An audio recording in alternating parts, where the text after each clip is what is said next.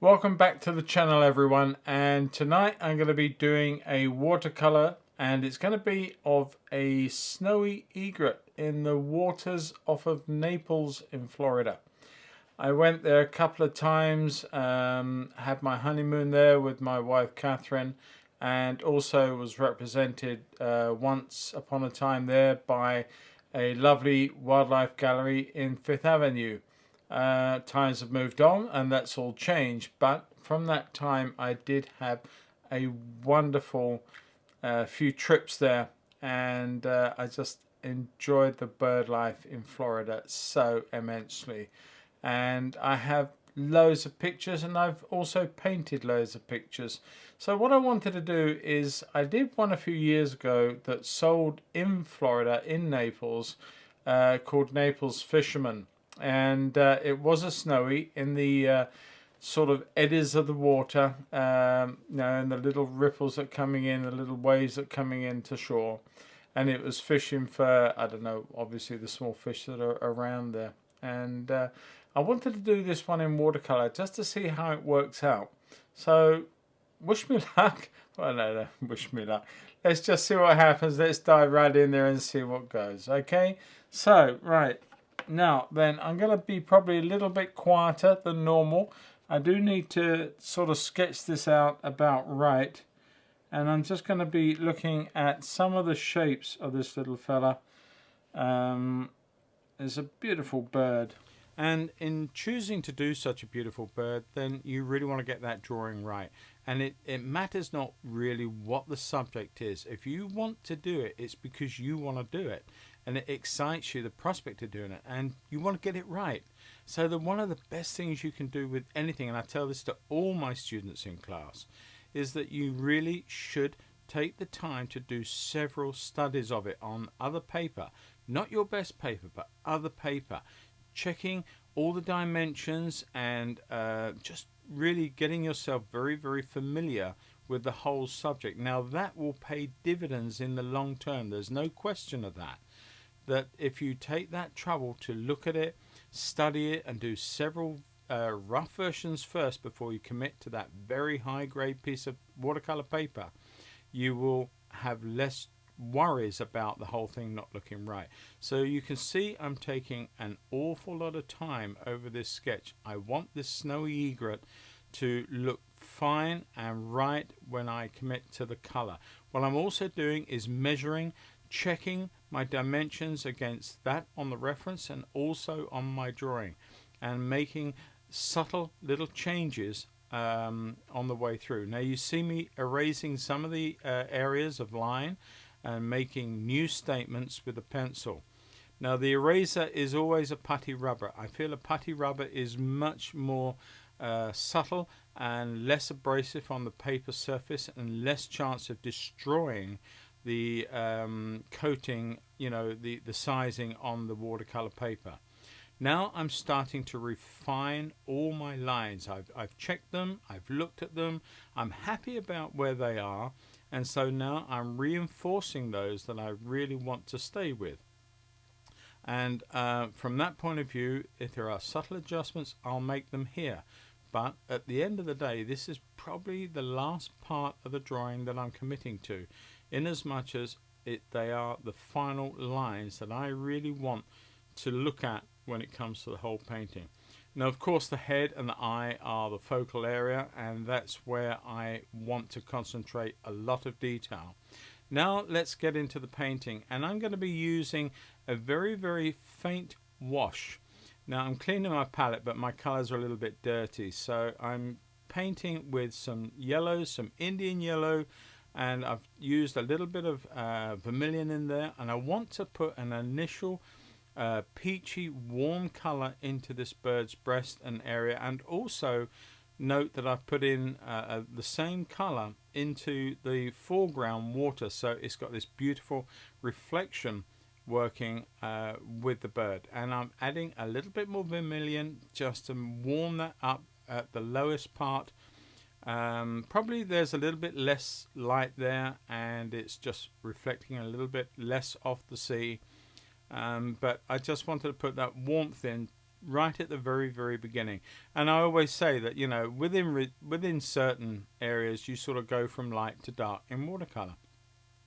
Now I've put my blues in, and I've used primarily some cobalt blue and a touch of the ultramarine blue in there too.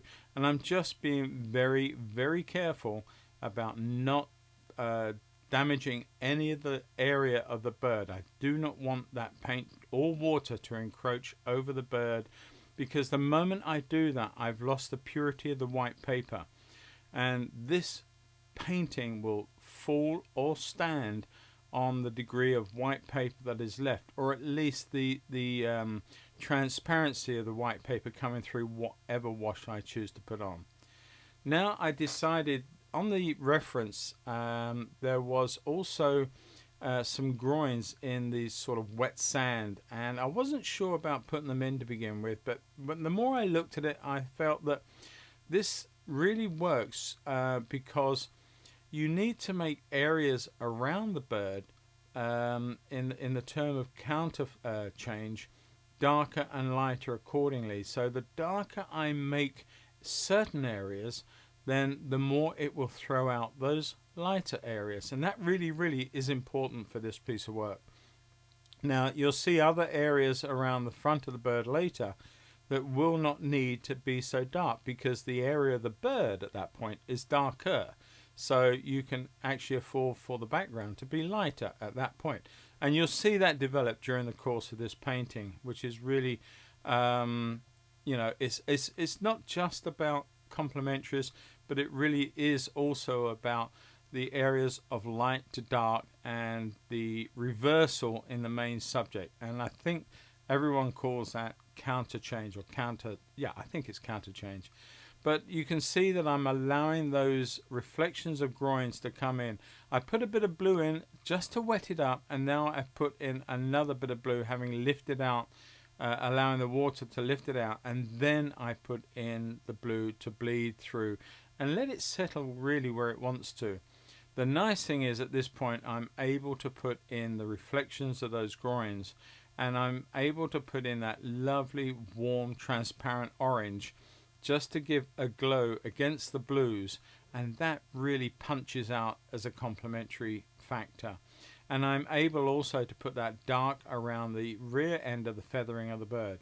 Now I'm using some cobalt blue, and I think I put a little bit of cerulean in, I'm not too sure, but I'm certainly putting some raw sienna into the mix now, and addressing areas that I want to think about on the it's not a big rolling wave, it's just a wave that's coming in, but I wanted to make some really beautiful browns, ochres, some violets in there, and mix it all up. You can see I'm lifting out some of these colors just to mix up the subtlety of the wave. Now in any wave like this, unless there's a big strong statement of light to dark, there are seldom any hard edges, and so with that in mind, I've put some very subtle washes in and punctuated them by dropping little bits of colour in here and there. I've continued on with the blue down to the bottom, and I'm putting this sort of violety grey colour behind the bird.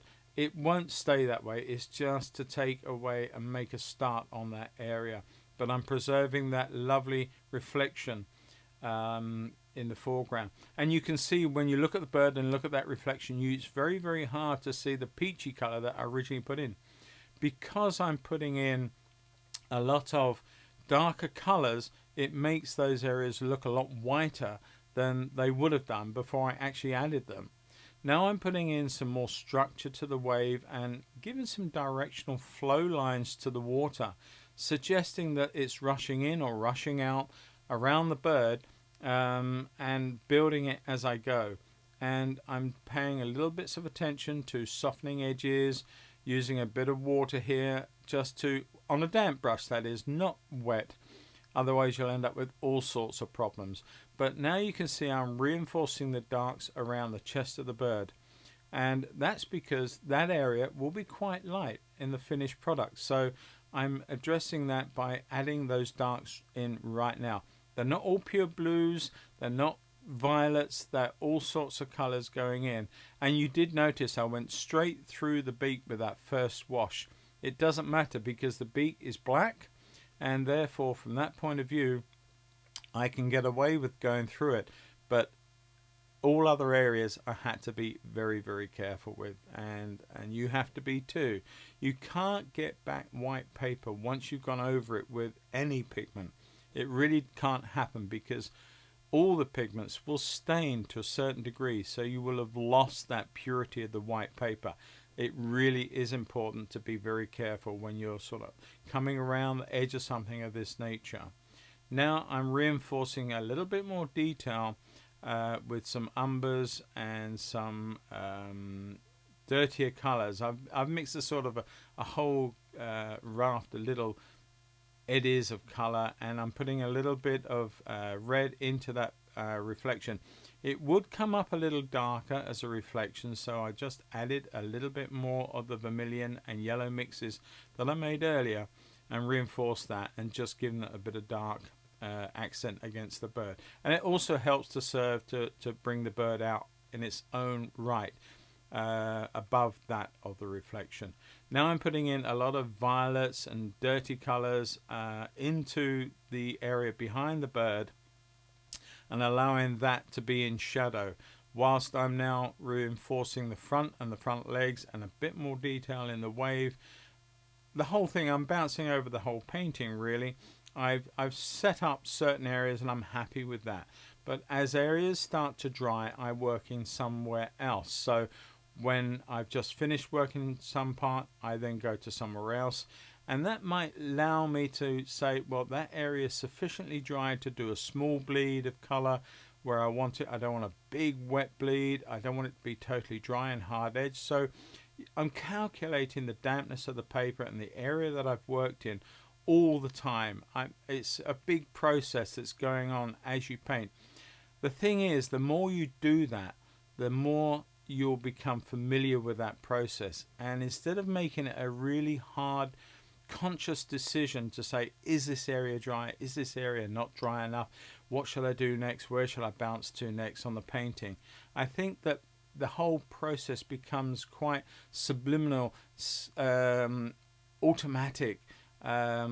You're doing these decisions and you're not actually realizing you're doing them. You don't think of them as a conscious decision. You're looking and you're making those choices as you move on in the painting. And I really think that that can only come through much practice, lots of use of paper and color. And at the end of the day, when you sit on a pad of paper and you think, oh, that's a lovely pad of paper, or oh, I don't use all that color up because it was a very expensive color.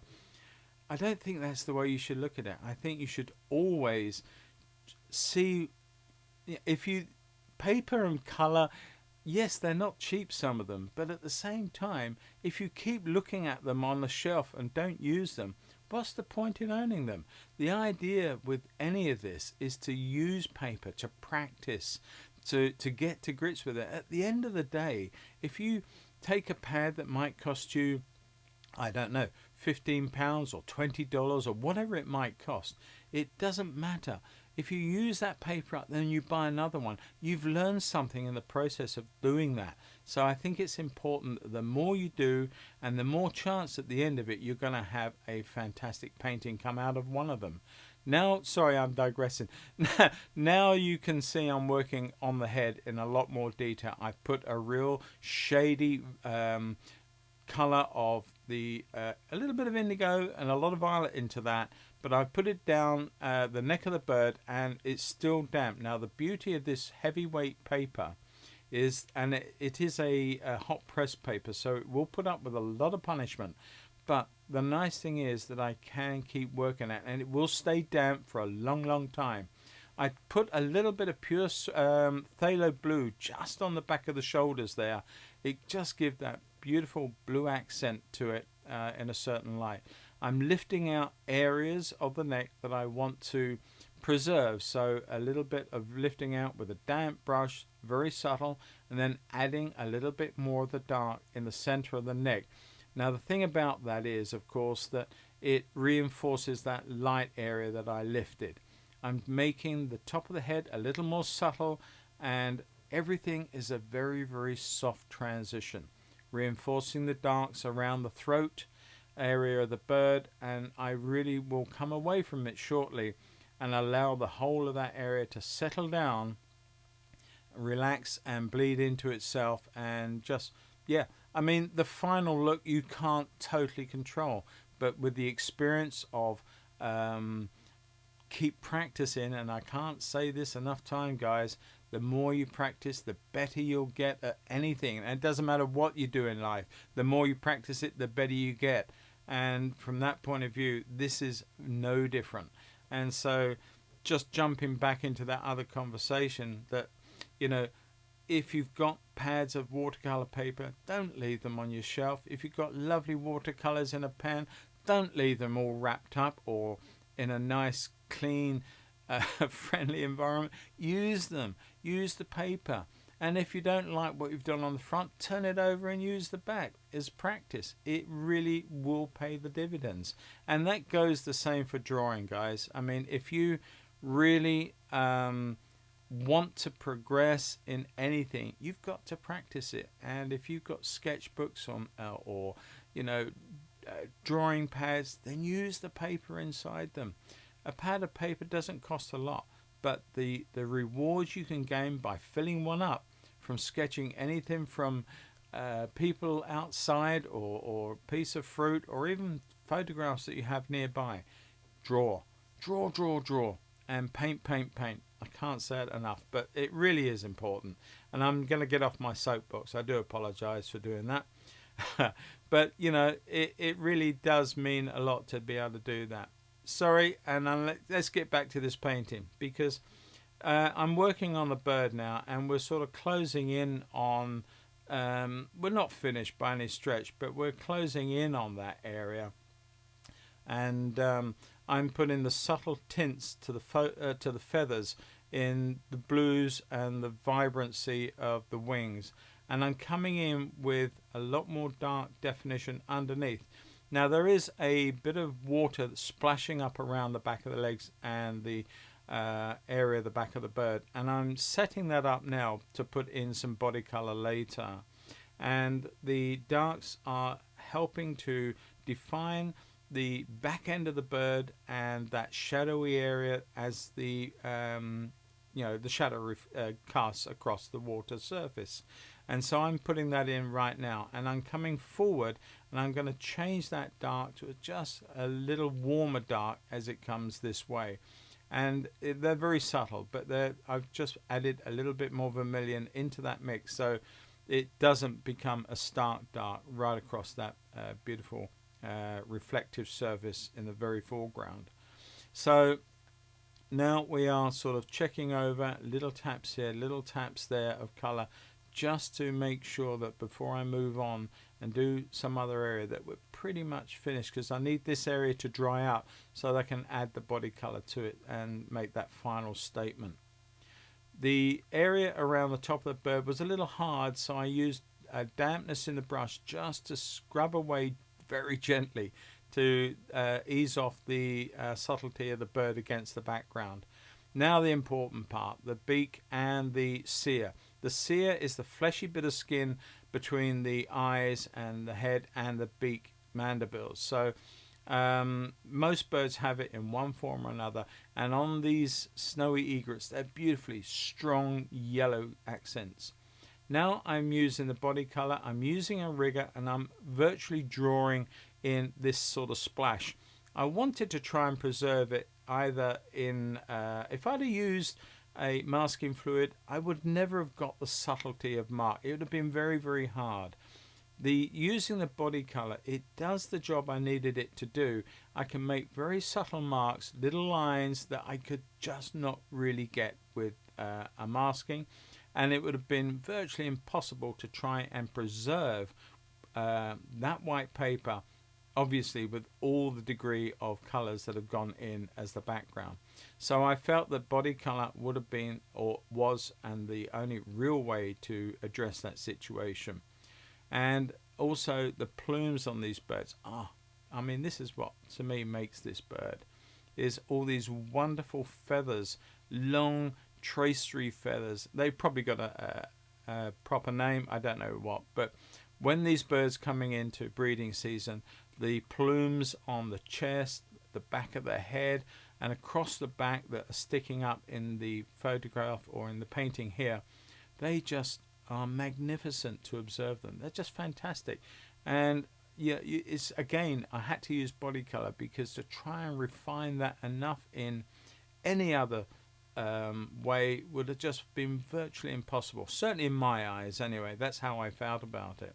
So I've gone over with the body color. As I say, I know people will go against that, but I felt that it was the right thing to do.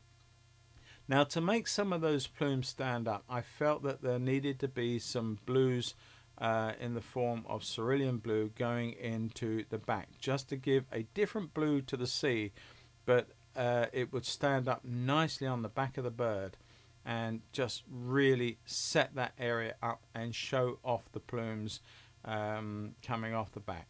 Now I'm putting the first layer into the black beak. So again, like I said earlier, it doesn't matter really about washing over it because it was always going to be darker, so it didn't really matter at all.